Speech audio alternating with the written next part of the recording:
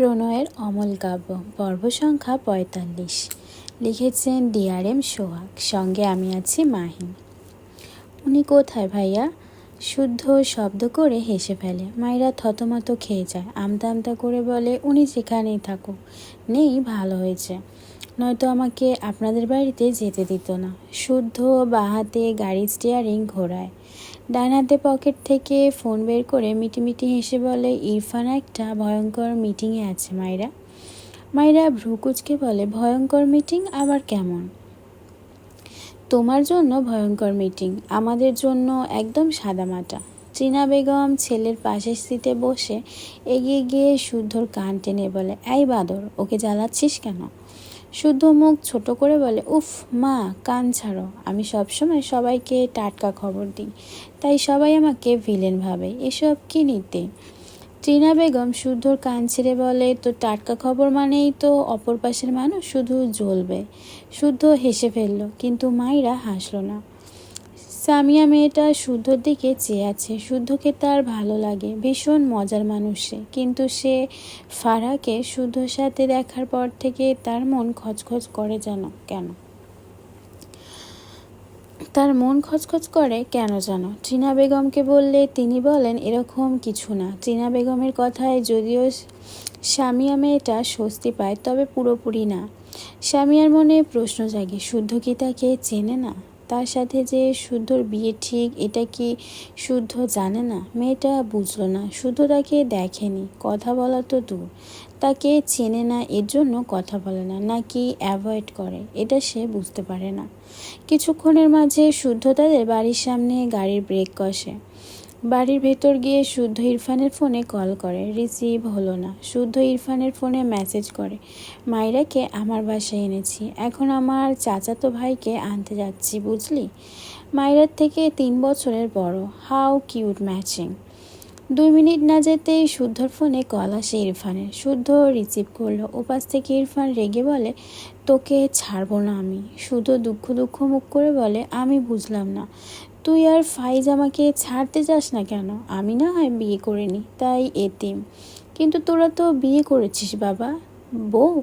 বউয়ের হক বন্ধুকে দিতে চাস? ছ্যা, তোদের নিয়ে আমি আর পারি না বাপু। ইরফান বিরক্ত হয়ে বলে, তোর ভাইকে আনবি না ওখানে, নয়তো ওকেও ছাড়বো না বলে দিচ্ছি। শুদ্ধ হতাশ কণ্ঠে বলে, আরে ভাই, আমি সুন্দর বলে আমার চাচাতো ভাইও সুন্দর, এসব ভাবনা ঝেড়ে ফেল, তোদের শুধু ধরার ধান্দা। ইরফান রেগে বলে, ওকে কেন নিয়ে গেলি বেয়াদব? শুদ্ধ নিঃশব্দে একটু হেসে নিল, এরপর নিজেকে সামলে বলে, কার কথা বলছিস বাবু? ইরফান দাঁত কিরমির করলো, ফোঁস করে শ্বাস ফেলে বলে, বাড়ি গিয়ে যেন আমার বউকে আমার ঘরে পাই, বলেই খট করে কল কেটে দিল। শুদ্ধ হেসে ফেলল, আপাতত বডিতে একটু এনার্জি পাওয়া গেল। ইরফান বাড়িতে ফিরেছে মিনিট 10 হলো। হাত ঘড়িতে একবার সময় দেখলো, 10টা বাজে।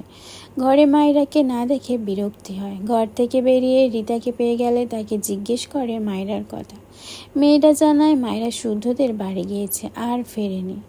ইরফান বিরক্তিতে চোখ মুখ কোঁচকালো। পকেট থেকে ফোন বের করে শুদ্ধকে কল করে, হ্যাঁ বল, মাইরা কি করছে শুনবি? ইরফান চুপ করে আছে। শুদ্ধ আবারও বলে, মাইরা তো আমার চাচাতো ভাইয়ের কোলে ওঠার জন্য খুব বায়না করছিল, বুঝলি? আমি বুঝিয়ে সুঝিয়ে বললাম যে ইরফান তোমাকে কোলে নেওয়ার জন্য দু হাত খাড়া করে রেখেছে। বেচারি এটা শুনে একটু থামলো। কথাগুলো বলে কলটা মিউট করে শব্দ করে হাসলো শুদ্ধ। ওপাশ থেকে ইরফান তাতে দাঁত চেপে শক্ত গলায় বলে, 10 মিনিটে ওকে রেখে যাবে এখানে। শুদ্ধ কল আনমিউট করে গলা ঝেড়ে সিরিয়াস হয়ে বলে, আরে আজ অনেক রাত হয়েছে, কাল সকালে ওকে দিয়ে আসবো মাকে সহ, আজ ঘুমা বাবু। একটু থেমে বলে, ঘুম পাড়ানি মাসি পিসি, মোদের বাড়ি এসো। ইরফান রেগে চিৎকার করে বলে, ওকে দিয়ে যা শুদ্ধ। শুদ্ধ ইনোসেন্ট ফেস বানায়, এর বউকে আনাই ভুল হয়েছে, একবার বলেছে দিয়ে আসতে হবে মানে হবেই। হতাশ কণ্ঠে বলে, তোর বউ, তুই নিয়ে যা, আমাকে বলছিস কেন? শুদ্ধর কথা শুনে ইরফান শান্ত হয়, কিছুক্ষণ চুপ থেকে বলে, কাজ আছে আমার, তুই রেখে যা, রাগাস না আমায়। শুদ্ধর কাছে একটু অদ্ভুত লাগলো, যে ছেলে সব কাজ ফেলে তার গ্রামের পথ এখান থেকে প্রায় 3 ঘন্টা সেখানে যেতে পারে, আর এখানে তার বাসায় আসতে 30 মিনিটও লাগে না, অথচ ইরফান আসছে না, কাজের দোহাই দিচ্ছে। শুদ্ধ হেসে বলে, ওকে যাচ্ছি, তবে যেতে 2-3 ঘন্টা লেট হবে। ওয়াই? শুদ্ধ মিটিমিটি এসে বলে, এতিম ছেলেকে বলছিস তোর বউ রেখে আসতে? আমি একটু আধটু চান্স নিব না? সাদামাটা একটা ডেট হয়ে যাক তোর বউয়ের সাথে, কি বলিস? এটা আমার অধিকার, বঞ্চিত করলে হবে না। আমি একটু তোর বউকে রাতের শহর ঘুরিয়ে দেখাবো। হাতে হাত রেখে হেঁটে কল কেটে গিয়েছে। শুদ্ধ হাসলো। যা, তাকে তো কথা শেষ করতে দিল না, কানে টান দিয়েছে। এবার ঘাড় এমনি আসবে। ইরফান ডান হাতের মুঠোয় শক্ত করে ফোন চেপে ধরে, যেন ফোন এভাবেই ঘুরিয়ে দিবে। শুদ্ধর গলা চেপে ধরতে না পারায় ফোনের উপর সেই ঝাল মেটাচ্ছে। সময় নষ্ট না করে দ্রুত পায়ে সিঁড়ি বেয়ে নামতে থাকে। কোনো দিকে তাকালো না, সরাসরি তার বাবার ঘরে ঢুকে পড়ে। রুমা নেওয়াজ ঘরে ছিল না। তারেক নেওয়াজ চেয়ারে বসে অফিসে টুকটাক কাজ করছিল। ইরফানকে দেখে ভ্রু কুচকে বলে, কিছু বলবে? ইরফান বিরক্তি কণ্ঠে বলে, ওকে এনে দাও। তারেক নেওয়াজ ছেলের কথা বুঝলেন না, প্রশ্নসূচক দৃষ্টি রেখে বলে, কাকে? ইরফান ফোঁস করে শ্বাস ফেলে নির্লিপ্ত কণ্ঠে বলে, তোমার ছেলের বউকে। ইরফানের কথা শুনে তারেক নেওয়াজের কেন যেন হাসি পায়, তবে নিজেকে সামলে বলে, মায়েরা তো শুদ্ধর ভাষায় গিয়েছে, তোমার ফুপি নিয়ে গিয়েছে, কালকেই চলে আসবে, চিন্তা করো না। কথাটা বলে আবারও কাজে মনোযোগ দেয়। ইরফান এগিয়ে এসে রেগে বলে, ওকে এক্ষুনি এনে দিবে।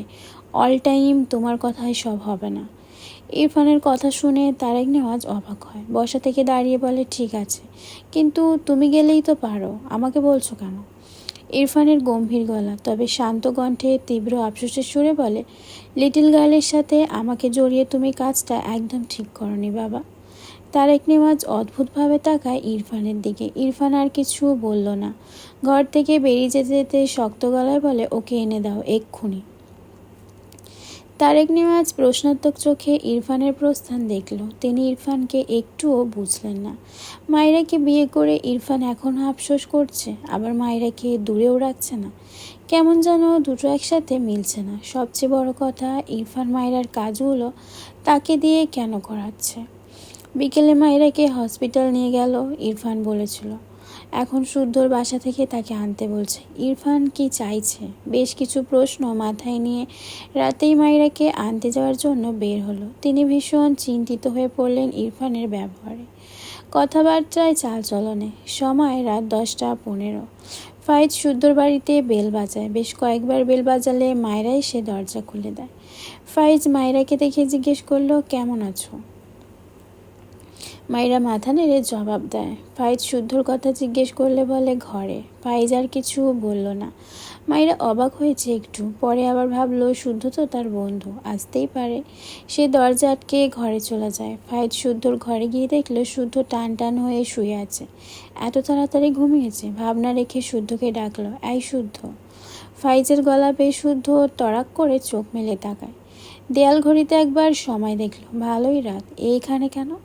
দ্রুত শোয়া থেকে উঠে বেড থেকে নেমে দাঁড়ায়। খালি গা, পরনে একটা ট্রাউজার। শুদ্ধ চোখ ছোট ছোট করে বলে, তুই এখানে কেন? আমি যাকে তাকে দাওয়াত দেই না। ভুল বাড়িতে চলে এসেছিস মনে হচ্ছে। ফাইজ কিছু বলল না। শুদ্ধ এগিয়ে এসে কিছু না বলেই কষিয়ে ফাইজের গালে একটা থাপ্পড় মেরে দেয়।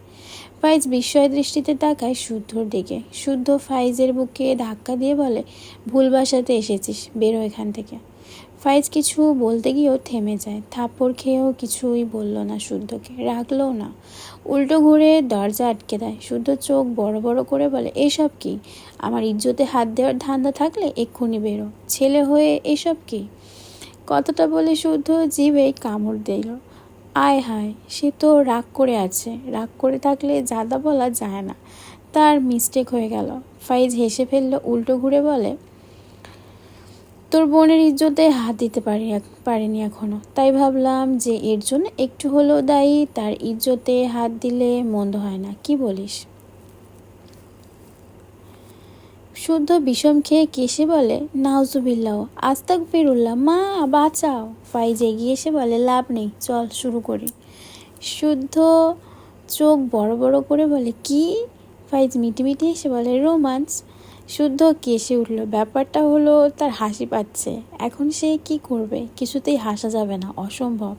দ্রুত উল্টো ঘুরে মুখ চেপে ধরলো। নিজেকে দুটো লাগাতে ইচ্ছে করলো। 24 ঘন্টাই হলো না, তার আগেই হাসছে, এসব কি? ফাইজ এগিয়ে এসে বলল, কী রে, প্রিপারেশন নিচ্ছিস নাকি? শুদ্ধ পিছু ফিরে রেগে তাকায় ফাইজের দিকে। দৃষ্টি ঘুরে গেল ফাইজের গালে, যে গালে সে থাপ্পড় মেরেছে। খারাপ লাগছে তার, থাপ্পড়টা মারা উচিত হয়নি হয়তো। ফাইজকে ঠান্ডা দেখে আরও অনুশোচনা হচ্ছে। ফাইজ চোখ ছোট ছোট করে বলে, মনে হচ্ছে আমাকে আর কিছু করতে হবে না। শুদ্ধ শান্ত চোখে তাকায় ফাইজের দিকে, এরপর গম্ভীর গলায় বলে, যারা আমাকে নিয়ে আফসোস করে তাদের সাথে আমি মরে গেলেও থাকি না। ফাইজ অসহায় কণ্ঠে বলে, ভুলে জানা ভাই, মন থেকে বলিনি, বিশ্বাস কর।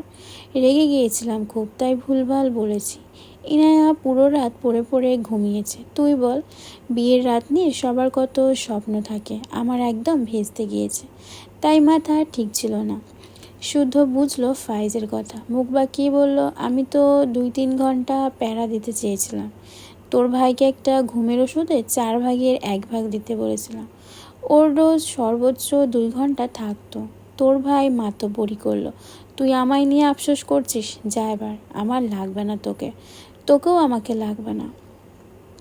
কথাটা বলে ফাইজকে ঠেললে ফাইজ শুদ্ধকে শক্ত করে জড়িয়ে ধরে অসহায় কণ্ঠে বলে, তোরও লাগবে আমাকে, আমারও লাগবে তোকে। বাল, আমি রেগে কি যে বলেছি ভুলে যা সোনা ভাই আমার। তোর জন্য আমি বাসরটা করতে পারছি না, তাইলে বুঝ তোকে আমার লাগবে নাকি। কথাটা বলতে বলতে ফাইজ শুদ্ধর পিঠে আলতো হাতে কয়েকটা থাপ্পড় দেয়। শুদ্ধ হাসলো কিন্তু শব্দ করলো না। গম্ভীর গলায় বলে, একটা শর্তে ভুলে যাব। ফাইজ শুদ্ধকে ছেড়ে ভ্রুকুচকে বলল, কী শর্ত? সব কিছুতে রাজি হয়ে যাচ্ছি, বল। শুদ্ধ গাল চুলকে মিটিমিটি হাসলো, অতঃপর বলে, তোর বাসর ঘরে আমাকে এক কোণে জায়গা দিতে হবে। ফাইজ চোখ মুখ কুচকে তাকায়, এই বেয়াদব জীবনে শুধরবে না। রেগে বলল, আমি বাসর করবই না, এবার শান্তিতে থাক। শুদ্ধ অবাক হওয়ার ভান করে বলে, কি বলছিস? আমার বোনকে বিয়ে করার আগে ডক্টরটা দেখাবি না? ইনার তো কপাল পড়ল। ফাইজ বিরক্ত চোখে তাকায় শুদ্ধর দিকে। শুদ্ধকে ধাক্কা দিয়ে বাইরে যেতে যেতে বলে, যা, আমার কাজ শেষ, তোর বোন ওয়েট করছে। শুদ্ধ ফাইজকে টেনে ধরে বলে, আমাকে উস্কে দিয়ে পালাচ্ছিস কেন? আয়, রোমান্স করে যা, আমি রেডি, আয় সোনা। ফাইজ চোখ মুখ কুচকে তাকায়, রেগে বলে, এই বেয়াদব, আমি ফান করলাম, ছাড় আমায়। শুদ্ধ ডোন্ট কেয়ার ভাব নিয়ে বলে, বাট আমি সিরিয়াস। দাঁড়া, ইনায়াকে জানিয়ে দিচ্ছি। কথাটা বলে সত্যি সত্যি ইনায়াকে কল করলো। ফাইজ দ্রুত শুদ্ধর হাত থেকে ফোন কেড়ে নিতে চায়, ততক্ষণে ইনায়া কল রিসিভ করেছে। শুদ্ধ চেঁচিয়ে বলে, ইনায়া, তোর বর আমাকে চুমু খেতে চাইছে, তোর হক আমাকে দিতে এসেছে, তুই দেখতে চাইলে ভিডিও কলে আয়। কথাটা বলে মুখ চেপে হেসে ফাইজের দিকে তাকিয়ে বল, এসো ফাইজ সোনা, তোমার আদর না পেয়ে আমি শুকিয়ে কাঠ হয়ে যাচ্ছি গো, এসো। ফাইজ কটমট দৃষ্টিতে শুদ্ধ থেকে চেয়ে আছে, ওপাশে ইনায়া তপ দেখিয়ে চেয়ে আছে। অবাক হয়ে বলে, শুদ্ধ ভাই, কি হয়েছে? ফাইজ শুদ্ধর হাত থেকে ফোন কেড়ে নিয়ে দাঁতে দাঁত চেপে বলে, আমার লাইফে ব্রিটিশের আগমন ঘটেছে, তুমি ঘুমাও লিটল কুইন। আজ আমি শুদ্ধবাবুকে একটু আদর করব। অভিমান ভেঙে একটা আবদার করেছে, পূরণ না করে থাকতে পারছি না, বাই লিটল কুইন। বলেই কল কেটে দিল। শুদ্ধ হাসছে। ফাইজ শুদ্ধর ফোন বেডের ওপর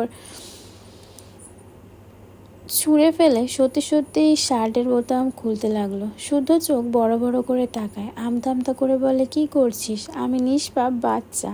ফাইজ কটমট দৃষ্টিতে তাকিয়ে দাঁতে দাঁত চেপে বলে, তোকে পাপি বানাবো আমি এখন, আয় সোনা বাবু। শুদ্ধ লজ্জা পাওয়ার ভান করে দুহাতে মুখ ঢেকে বলে, যা দুষ্টু, আমি লজ্জা পাচ্ছি। ফাইজ রেগে বলে, বেয়াদব, তোর লজ্জা আমি ভাঙাচ্ছি, আয়। কথাটা বলে এগিয়ে আসলে শুদ্ধ চিংড়ি মাছের মতো লাফ দিয়ে ব্যালকনির দিকে যেতে দিলে ফাইজ শুদ্ধ ট্রাউজার টেনে ধরে। শুদ্ধ দ্রুত দুহাতে তার ট্রাউজার টেনে চিল্লিয়ে বলে, আয় হায়, ছাড়, বোনের ইজ্জতে নজর দিতে লজ্জা করে না? ছ্যা ছ্যা, কি দিনকাল আসলো। ওগো ফারা, দেখে যাও, তোমার ভাই তোমার হকে নজর দিচ্ছে। ফাইজ শুদ্ধ ট্রাউজার ছেড়ে দিল, যে 3-4টে বোতাম খুলেছিল সেগুলো লাগালো। শুদ্ধর কাণ্ড দেখে হাসছে। শুদ্ধ দুহাতে তার ট্রাউজার ধরে আছে এখনো। কি বেয়াদব ভাবা যায়, তার সম্পদে হাত দিতে যাচ্ছিল।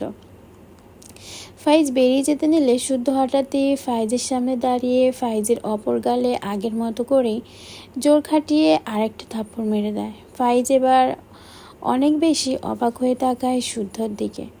বিস্ময় কণ্ঠে বলে, মারলি কেন? শুদ্ধ রেগে বলে, লেট করে আসলি কেন? কথাটা বলেই ফাইজকে শক্ত করে জড়িয়ে ধরে। বিষাদ কণ্ঠে বলে, তোর আরও আগে আসা উচিত ছিল ফাইজ।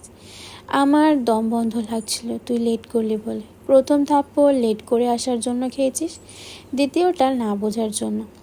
ফাইজ মৃদু হাসলো, কিছু বলল না। তারেক নেওয়াজ মায়রাকে শুদ্ধর বাড়ি থেকে নিয়ে এসেছে। মায়রা ধীরে পায়ে এগিয়ে যায় ইরফানের রুমের দিকে। টিনা বেগম তারেক নেওয়াজকে অনেকবার বলেছিল মায়রা থাকুক, কিন্তু মায়রা নিজেই টিনা বেগমকে না করে দিয়েছে।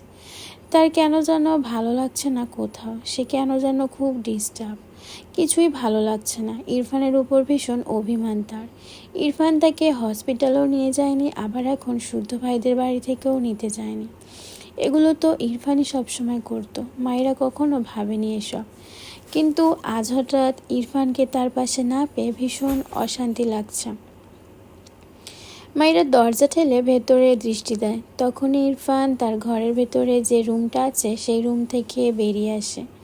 মায়েরাকে দেখে ইরফান দরজা লক করে মায়েরার দিকে এগিয়ে আসে। মায়েরা পিটপিট করে ইরফানের দিকে চেয়ে আছে।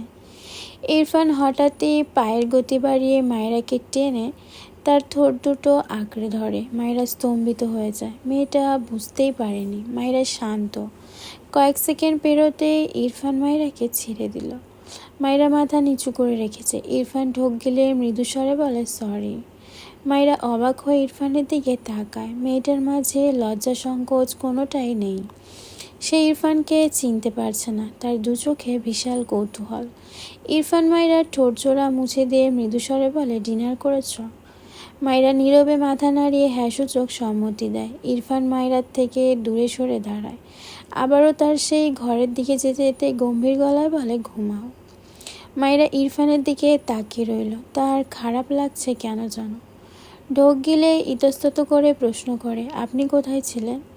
ইরফান ঘরের দরজা লক খুলে মায়েরার দিকে চেয়ে বলে, অফিস। ওয়াই? মায়েরা মাথা নিচু করে রাখে, ছোট করে বলে, এমনি। তার ভীষণ ইচ্ছে করলো ইরফানকে জিজ্ঞেস করতে, ইরফান কেন তাকে হসপিটাল নিয়ে গেল না। তখন তো অফিসে ছিল না। এখন কেন শুদ্ধ ভাইয়ার বাড়ি থেকে তাকে আনলো না। কিন্তু মনের কথা মনেই চাপা পড়ে থাকলো, জিজ্ঞেস করার সাহস হলো না।